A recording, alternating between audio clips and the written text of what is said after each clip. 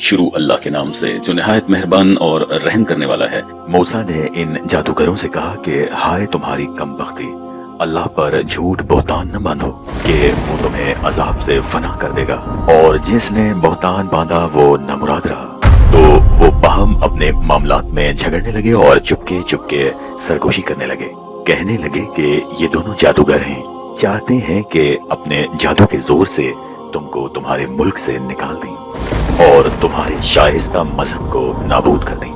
تو تم جادو کا سامان اکٹھا کرو اور پھر قطار باندھ کر آؤ، اور آج جو غالب رہا وہی کامیاب ہوا۔ بولے کہ موسیٰ تم یا کوئی اپنی چیز ڈالو یا ہم اپنی چیزیں پہلے ڈالتے ہیں۔ موسیٰ نے کہا نہیں، تم ہی ڈالو۔ جب انہوں نے اپنی چیزیں ڈالیں تو ناگہاں ان کی رسیاں اور لاٹیاں موسیٰ کے خیال میں ایسی آنے لگیں کہ وہ میدان میں ادھر ادھر دوڑ رہی ہیں۔ اس وقت موسیٰ نے اپنے دل میں خوف محسوس کیا۔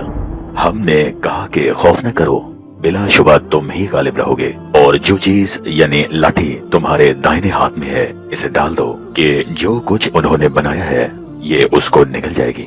جو کچھ انہوں نے بنایا ہے یہ تو جادوگروں کے ہتھ کنڈے ہیں، اور جادوگر جہاں جائے فلاح نہیں پائے گا۔ اور یوں ہی ہوا تو جادوگر سجدے میں گر پڑے اور کہنے لگے کہ ہم ہارون اور موسیٰ کے رب پر ایمان لائے۔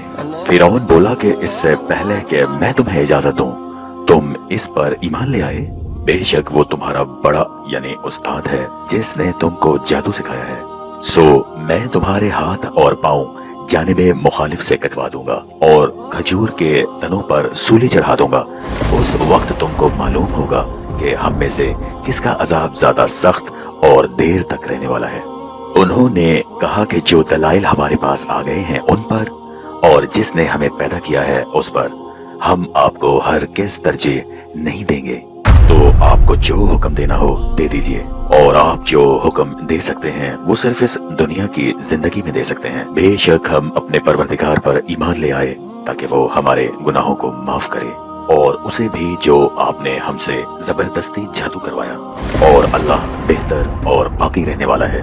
بے شک جو شخص اپنے پروردگار کے پاس گناہ گار ہو کر آئے گا تو اس کے لیے جہنم ہے جس میں نہ مرے گا نہ جیے گا، اور جو اس کے روبرو ایماندار ہو کر آئے گا اور عملے نیک بھی کیے ہوں گے تو ایسے لوگوں کے لیے اونچے اونچے درجات ہیں، یعنی ہمیشہ رہنے کے باغ جن کے نیچے نہریں بہ رہی ہیں، ہمیشہ ان میں رہیں گے، اور یہ اس شخص کا بدلہ ہے جو پاک ہوا۔ اور ہم نے موسیٰ کی طرف وہی بھیجی کہ ہمارے بندوں کو راتوں رات نکال کر لے جاؤ، پھر ان کے لیے دریا میں لاٹھی مار کر خشک رستہ بنا دو، پھر تم کو نہ فرعون کے ہاتھوں پکڑے جانے کا خوف ہوگا اور نہ غرق ہونے کا ڈر۔